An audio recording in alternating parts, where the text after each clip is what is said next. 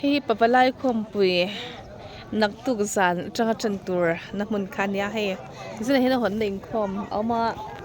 pui pon tam le mea ke ni kan buai tu ka kan ning khom man lo ma seng in kan close wai mana so nin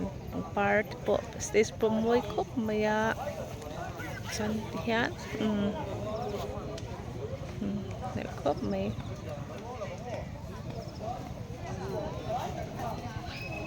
yan he thut hian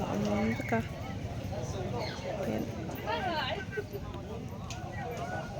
in khom lo ka be ka in khom man tangang lo ni nam don khop me he ta hianin number him pe thlap meya hi sia ka shilo ke chuanin he hian nam khop don ni he so asar tur ho nom takani so anin counseling chakhop maya fel fai tur angai chuan so station ya so Pandal lanin khomna chan he kan ni oi karang ka sai ni he buin sa kan vai tu ka i video cho kan lang ve ya lang nge yang nam khop maya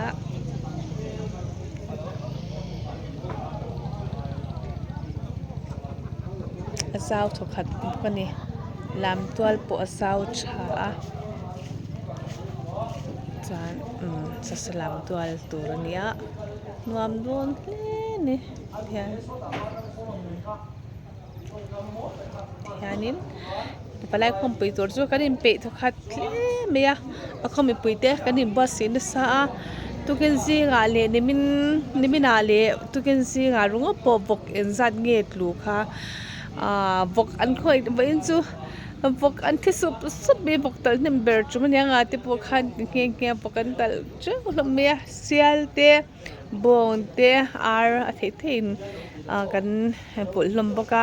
chuanin ke ni phe chu kan mi khal tur ten bani no sakha kan siam sak do le khala kan dia sakha nuam an ti hle angal e ti do ni kan mi khal ni lo chak te khalo e tur kan som pok chawa ki han nam don le me ni sound system po cha impasina acha tlang thian tlang sung motor po ting khat ka he parking na mun tur te ani ta hianin motor park truck the dona engkim hi ra man fel fai thlap veka ti ania nuam don em ni te anin at thei Pavalai kan thiang berong ka